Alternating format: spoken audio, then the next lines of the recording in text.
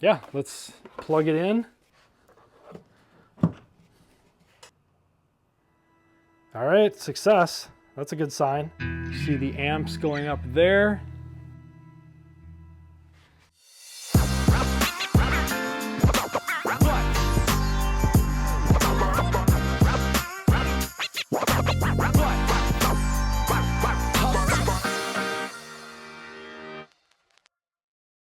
Greetings, salutations, and thanks for joining me for another video. Today we're installing a 48 amp, 240 volt, level 2 EV home charger from Lectron. It comes with an extra long 20-foot charging cable, J1772 handle, and a wall mounting plate and anchors. Now it will only be operating at 40 amps as we're going to be using a NEMA 1450 plug instead of hardwiring it, but more on that in a minute.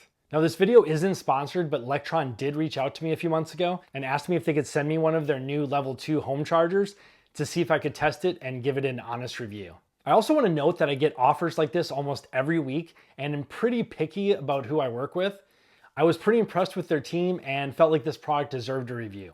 First things first though, this charger requires a NEMA 1450 plug to be installed by a certified electrician. So let's head into the garage. I'll introduce you to Christopher, my electrician, and get this installed on a 50 amp circuit. Of course, I could have Christopher add a 60 amp breaker and use the entire 48 amp hardwired charger from Lectron to achieve the 42 miles of charging per hour. Instead though, I chose to go with the 50 amp circuit using the NEMA 1450 plug, which allows for a bit more flexibility in case I move and want to bring the charger with me.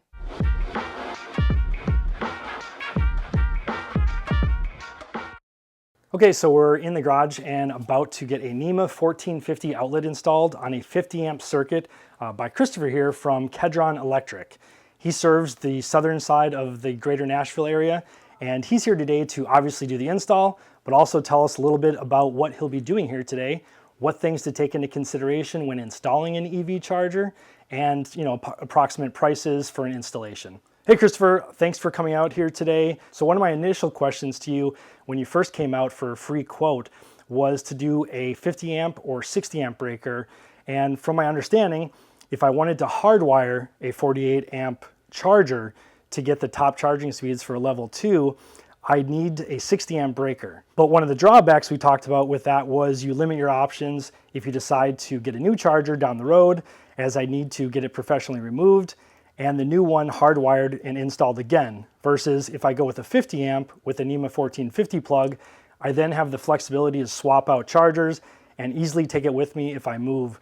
And this option only means about a 20% loss in charging speeds. Yeah, it does limit your flexibility for different chargers. Yep. But having a 48 amp hardwired charger like the Tesla chargers, yep, those chargers, because you're pulling current continually during the charging session, it uses up a lot of amperage. So having a 60, which is significantly more than 48 that it requires, is why it's necessary, because of a larger wire which could hold more current going through it. Gotcha. And it doesn't over time wear out and slowly melt the wire.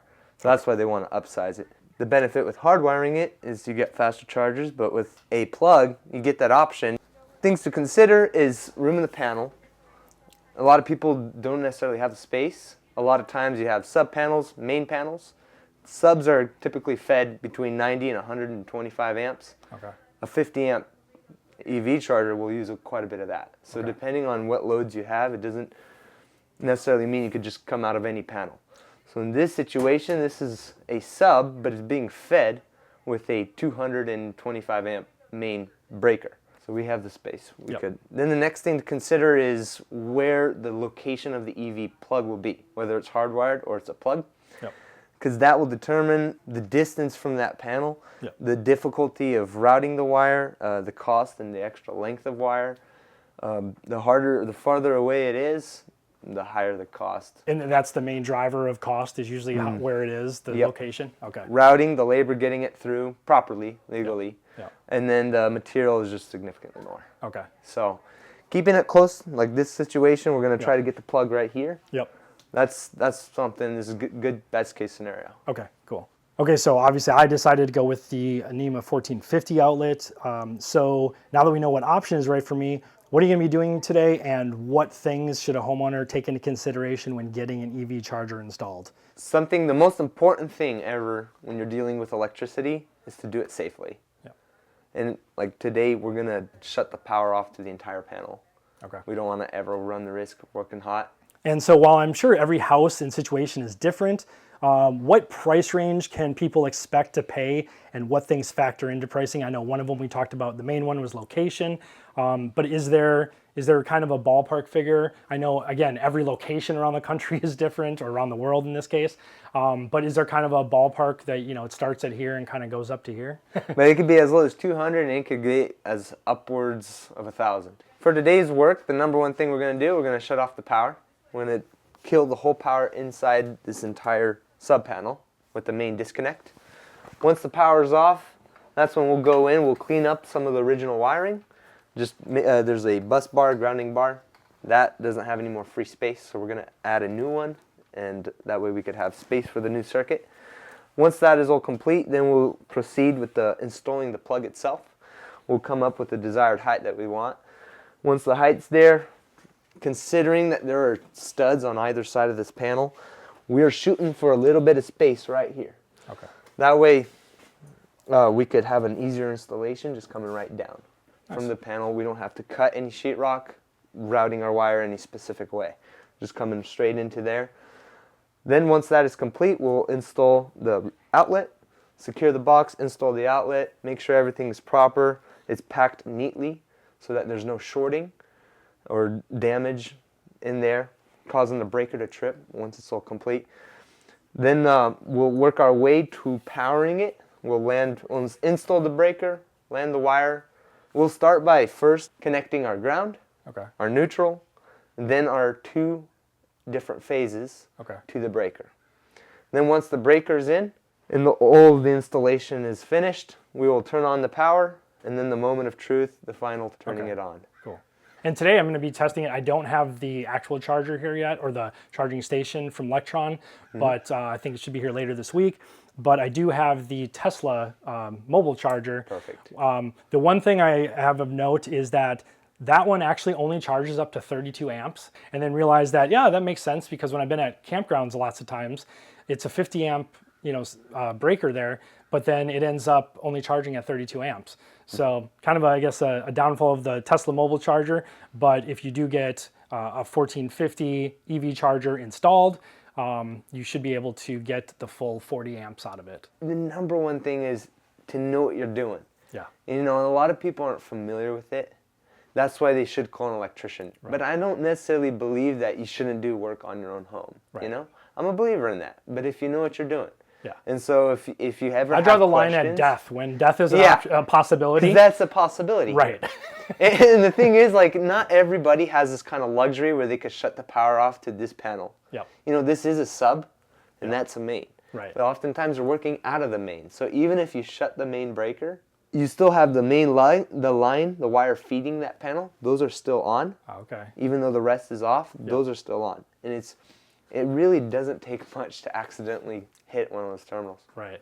And I'm really worried for people. I'm worried for myself and for my family that does it. Right. We take our precautions. So that's where, as a homeowner, if you do it, take every single precaution you can. Okay. And really, good advice for sure. Yeah, that's the number one thing. Yeah. And are you doing a lot of EV installs now? Oh yeah. Okay. It's through the rise. Oh really? I mean, yeah. It seems like every week we get 2 or 3 calls now. Is there any are there a lot of just strictly like Tesla installs, like for their charger, or is it kind of a mix, or? It's a mix. Yeah. The majority are probably Tesla chargers. Okay. So there's a lot of hardwired versions of those chargers. Yep. Yep. And so those are the 48 amp, right? Correct. Okay. Okay. Cool. All right. Yeah, I'm ready to go. I'm gonna go and turn off that breaker. Okay. And kill the power to the entire sub panel. Sounds good. So that we could work safely. Cool. Perfect. There it is. So now we go double check. All right, so the next step is we're gonna remove the panel cover. As you can see, the lights in the garage shut off, so it's a good indication of the power being off, but we're gonna take it off as if it was on. So the same safety steps in taking the panel off will be applied. So first thing I like to start is with the bottom screws and the top screws. That way we'll have better support when we hold the cover when we take off the middle screws. Okay. It'll be more natural. And we'll open up the cover.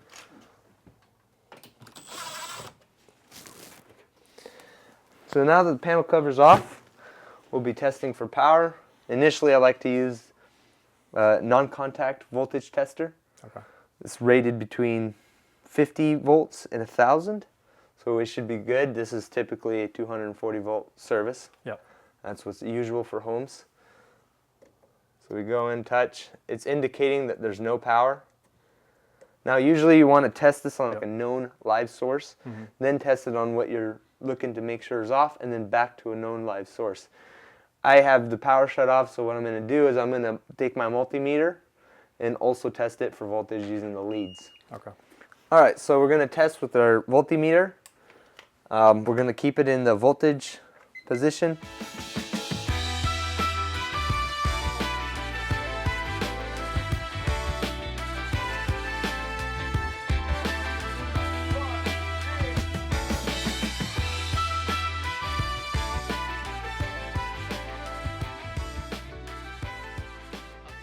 All right, let's go turn on the panel. Okay. The main disconnect, power it up, and then I took a photo previously. Yep. And some of them were flipped off while I was moving them around. Okay. And so I'll just match everything, turn it all back on the way it was. Sounds good. Alrighty. And now we're gonna flip it back on and then kind of look away, never know. There it is.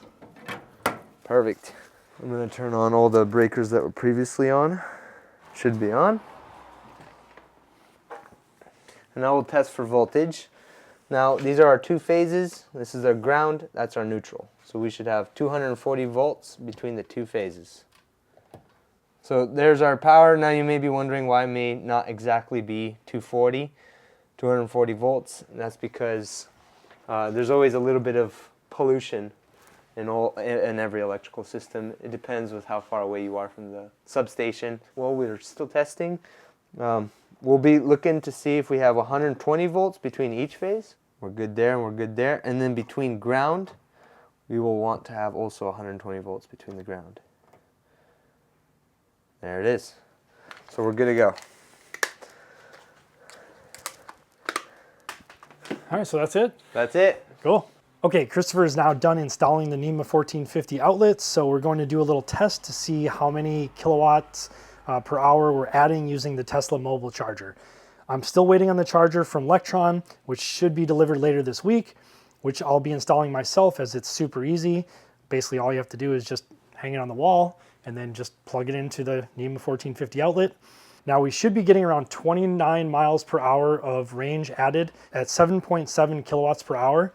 Remember, Tesla limits the mobile chargers to 32 amps, so I won't get the full 40 like we will with the Electron charger when that arrives. Now I was getting around 21 miles per hour range added with my 30 amp using the dryer plug, so this should take it up to around 29, and then of course to around 36 once I get the Electron charger. All right, so everything seems to be working great. I want to thank Christopher for coming out today for all his great work and insight. And if you're in the greater Nashville area and interested in getting an EV charger installed at your home, so you too can take advantage of faster charging times, or if you just needed a certified electrician for other projects around the house, I'll make sure to leave a link to Kedron Electric in the description down below. Awesome. Well, thanks again for coming out, and let's give it a try with the Tesla. Sounds good. All right, we're going to test it out here so you can see charger's turned on, plugged in.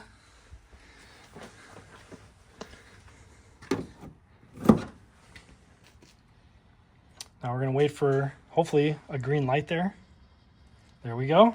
Successful charging. All right, so current charge right now is using 32 amps. It usually automatically sets it on here. Car's smart enough to figure out what to do. Occasionally, like I've had to turn that down once at a campground to 24 on a 50 amp. But I was saying we should be getting around 7.7 kilowatts in, and we are getting 8 kilowatts in right now. Oh, nice. So this says, yeah, we're 32 out of 32 amps and 247 volts. And yeah, that should be getting us right around 29, 30 miles per hour range charging.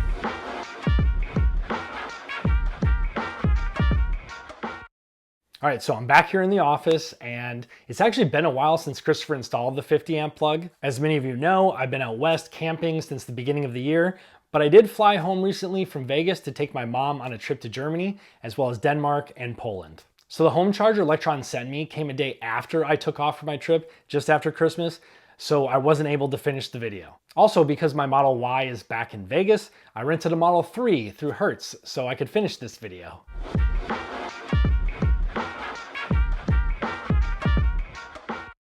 All right, so we're just going to unbox the Lectron 48 amp EV charging station. You can see it comes with a NEMA 1450 plug, as well as a J1772, which you can see right here, and then a J-hook included, so you can mount it to the wall. All right, so this is the packaging that it's gonna come in, and flip it around here. Just shows some specs and what's in the box. Pretty standard stuff.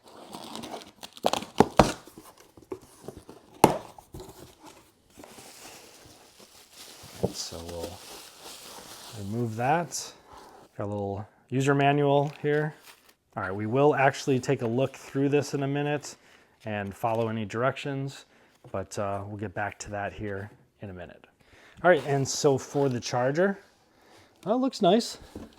Let's try to take it out here. Looks like a little bracket here for the wall. And most of this is actually just the 20-foot extra long cable for charging. So that's great. So if you park out in the driveway or anything like that, you should have no problems with charging. All right, take that off. And you can see this is the J1772 charging handle. Let's see what's in here. This looks like some more mounting possibilities.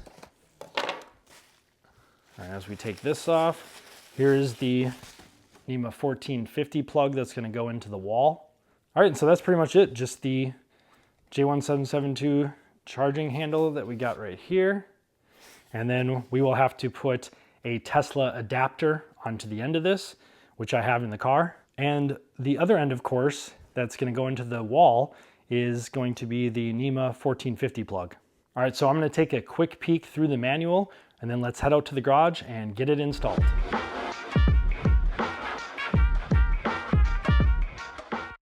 All right, so it says to remove the screws here. So then you can take the mounting bracket here off the back. So let's do that first.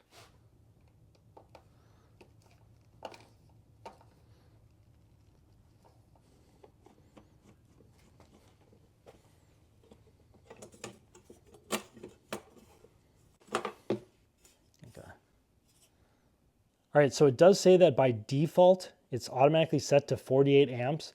We're gonna wanna dial it down to 40 because we're using a 50 amp circuit. And so we wanna make sure that we're not going over the 40. It'll get a little slower charging, but that's what we expected anyways. So not a big deal. That should still give us 36 miles per hour of charging.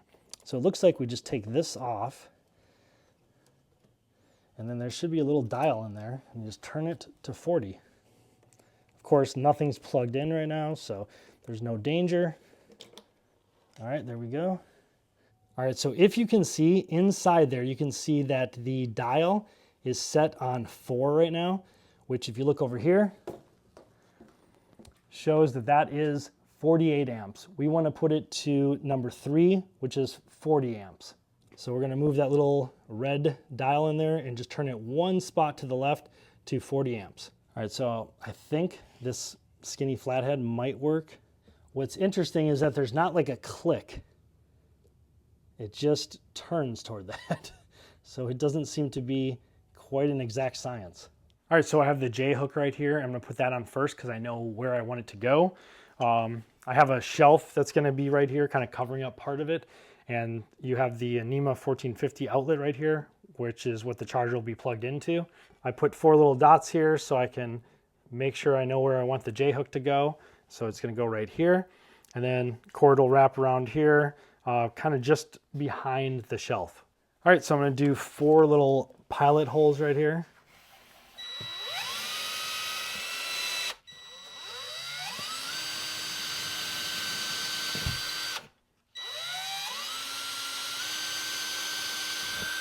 All right, so because the 2x4 behind here, the stud, is actually kind of splitting this, on the left side I don't need to use it. On the right side I will use a little pilot anchor.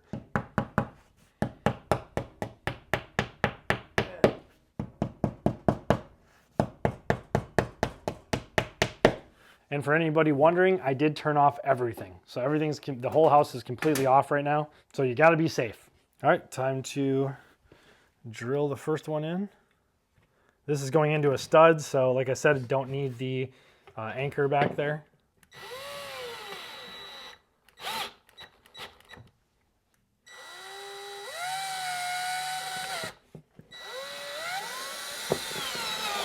All right, there we go.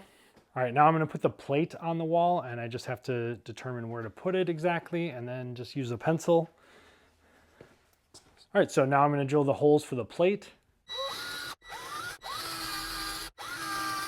All right, so same thing on that one. I do not have a stud on this side, but I do on this side.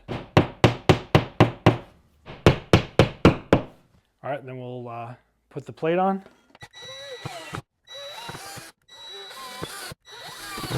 All right, now we're gonna take these two little screws and we're gonna cover this back up. We had, again, moved that down to number 3 for 40 amps. All right, now we're gonna take these 4 screws and attach the plate to this and then just screw these in on the side. And that's pretty much it for installation. All right, so then we're gonna take this. There we go, just pop it on the wall like that. And take the screw on the side and just put it in there like that. All right, then we're just going to screw this in real quick.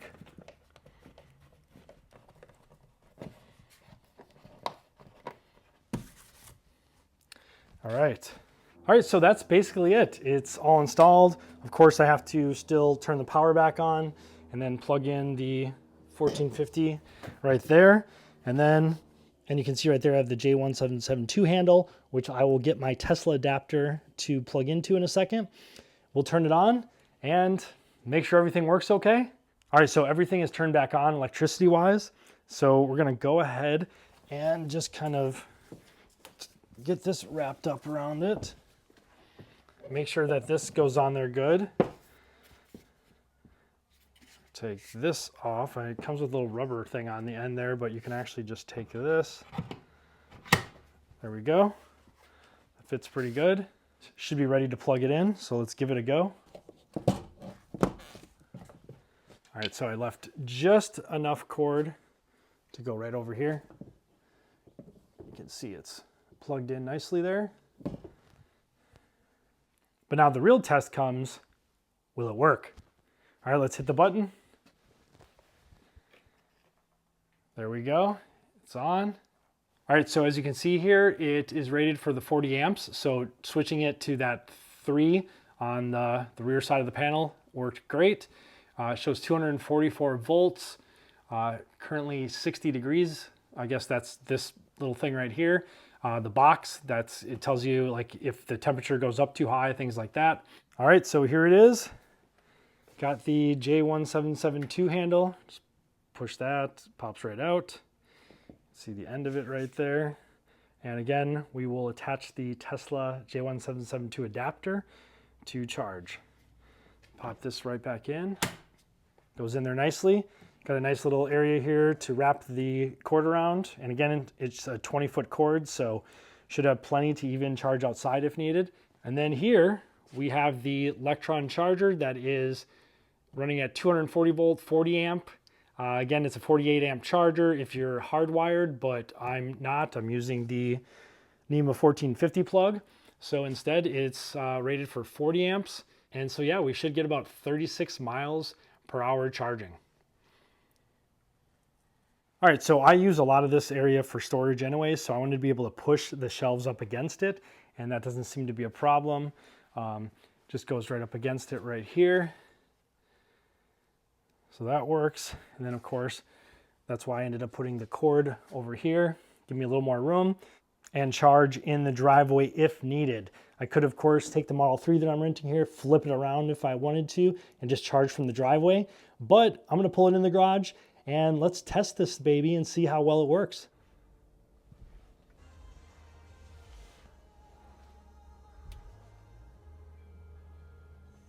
Let's head to the back. Let's get the adapter out of the Tesla bag. Brand new J1772. That's nice that Hertz gives these to you. And we have the Tesla mobile charger here, but we're not going to need to use that today. So let's head back to the Lectron, plug this baby in and make sure it works. All right, so we're just going to take the J1772 off the wall there. You can kind of see how the pins are located there. You're just going to take the adapter from Tesla, pop it on like that, and let's plug it in. Open the charge port, take the end. There we go. We're looking for green. There we go. Success. Amps are going up right now.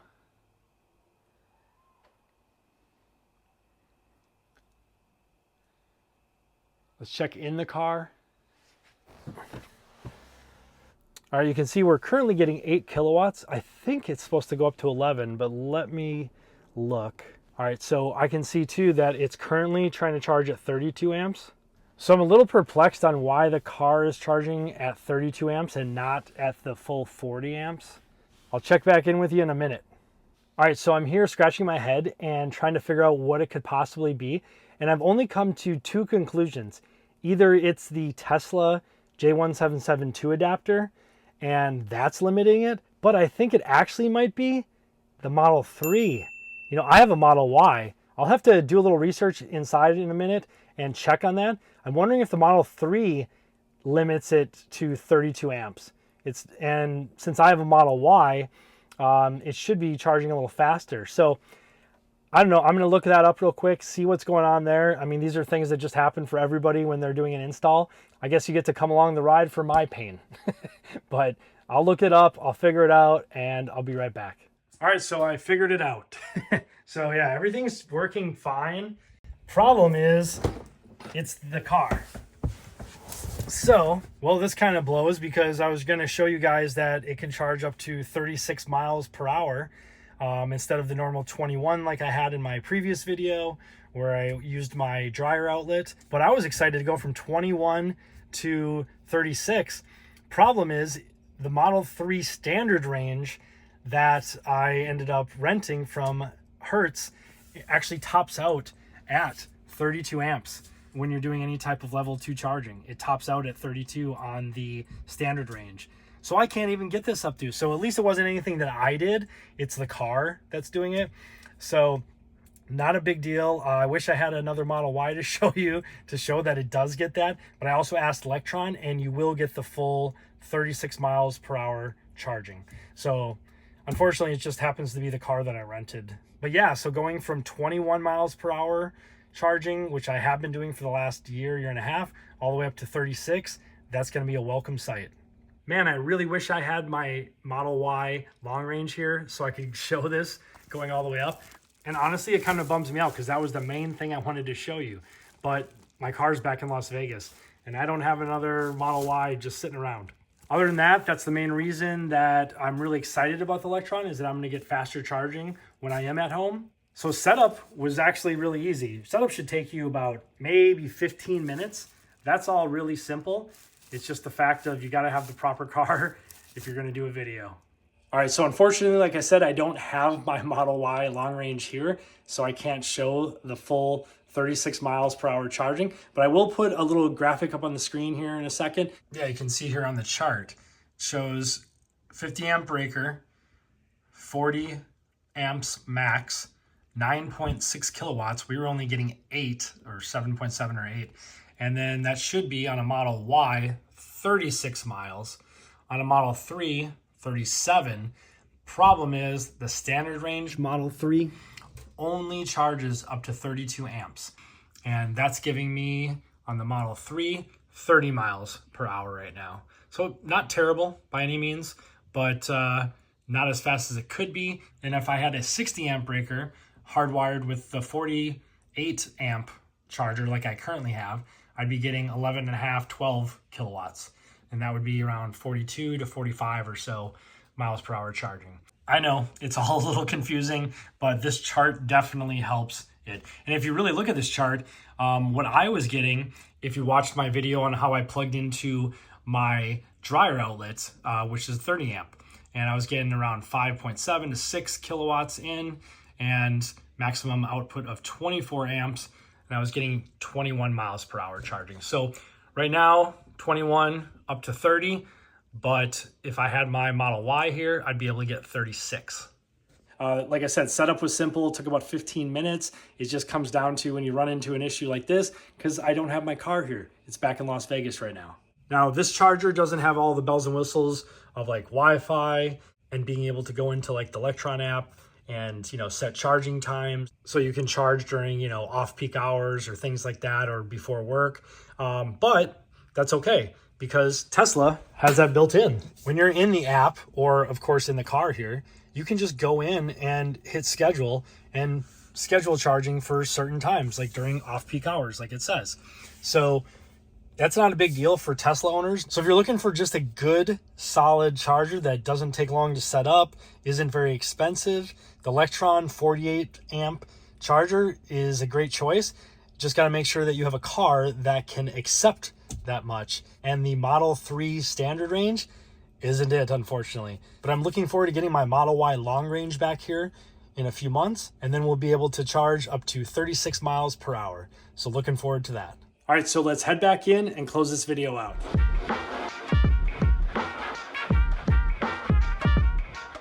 All right, so I want to thank Lectron for sending me the home charger and Christopher for a seamless installation. Please let me know if you have any questions down in the comments section below. I put links in the description below to the charger, which retails for around $450, along with any discount codes, as well as a link to Christopher if you are in the Nashville metro area and want to hire him for an installation. All right, so I think that about wraps up today's review. If you enjoyed this review and want to see more like it, please hit the like button and subscribe if you haven't already. And I will see you in the next travel, quick tip, or review video. Thanks for watching.